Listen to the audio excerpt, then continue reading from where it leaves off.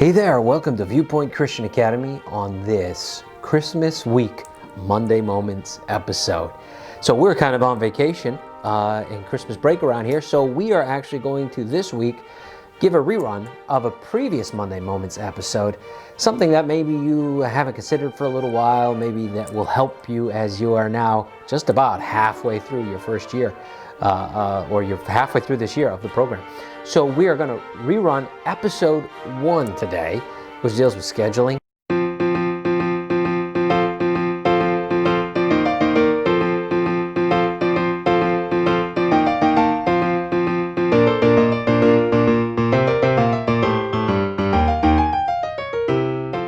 Our training program that we provided at the beginning of your enrollment, at the beginning of this year, is very comprehensive, and it really describes and explains the aspects of our program and what needs to be done and how it works and all of the ins and outs. However, we acknowledge it's not exhaustive. There are many things that will come up throughout the year, and we want to be able to address those things. So this weekly video that we're going to post is going to help address some of those details. In this first segment today, we're going to talk about scheduling, and we're going to talk about science projects. So let's talk about these two things real quickly as we jump into our Monday moment with you this morning. Let's talk about scheduling. The beauty of homeschooling is that you can be flexible in your scheduling. Now, for some people, they're going to get up, and most people, and this is probably what most will do, you'll get up in the morning, by 8 o'clock, you've started school, you're done probably around 2:30, 3 o'clock. Some people, maybe it'll be a little bit later. You won't get up till 10 and start. Well, you get up and you won't start till 10. Or somewhere in that vicinity. Some may have to do it later on, even in the afternoon. And that's okay because homeschooling can be flexible. But here's one thing that we want to make sure that you, no matter what time you start, no matter what part of the day you utilize, you must remember this: be consistent. Consistent. Flexibility is okay, but inconsistency will cause many problems and many pitfalls. What do I mean by that? Well, it means that if it's a school day, you do school whether you feel like it or not. If you're waking up one morning, you decide, I just don't feel like doing this today, I'm going to skip it. Essentially, you're kind of being truant for the day, and you're really doing a disservice to your own program in the home and to your child. Stay consistent. Now, in our program, we encourage people to follow a 4-day school format. And the beauty of the 4-day school format is that you have that one day a week, probably Friday for most people. I know that's how it's built into our Ignition system. But you have that one day extra where you could say, okay, this week we've got to do something else. We're not going to be able to do school on Tuesday, or we're not going to be able to do school on Wednesday. So we're going to transfer that over to Friday. We're still going to get our days in this week. We just have to play around. That's flexibility. But you don't wake up on Tuesday and say, I don't want to do school today. Or you don't wake up on Thursday and say, we're going to have a 5-day weekend, or we're going to have a 4-day. We're gonna really extend this out. No, you have to stay consistent. Stay consistent.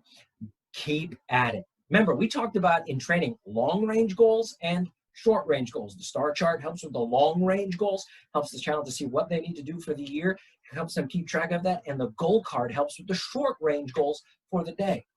Those are key.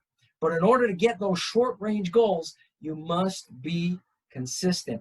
Whether the child feels like doing their schoolwork that day or not, encourage them. There's going to be times when they're going to grow up and they're not going to feel like going to work. Well, they got to get up and go to work anyways. So you stay consistent. Let's also talk real quickly about science projects. Number 2 today, science projects. Now, as many of you know, in Ignitia, projects are weighted toward the total grade for that unit, and projects are very, very, very important. So it's important that students complete their projects and that they do well on those projects.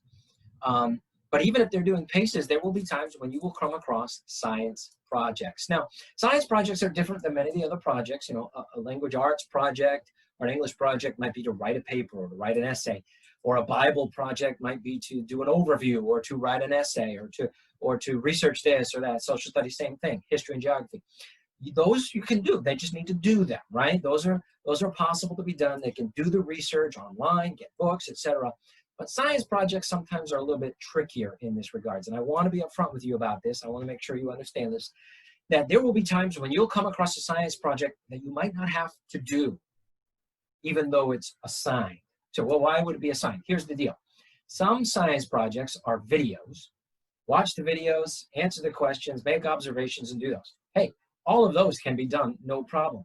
There may be times when you have to do a hands-on experiment, and it may say something like get a microscope, get a go get some test tubes, use this chemical or use that chemical, or get a Bunsen burner, or this kind of thing. We do not expect you to go out and buy a chemistry kit. We don't expect you to go out and buy all of these things. It could be quite expensive. There are enough projects in there that can be done where if there's something that would be burdensome to you for you to be able to get, send us a message and we will allow you to skip that one.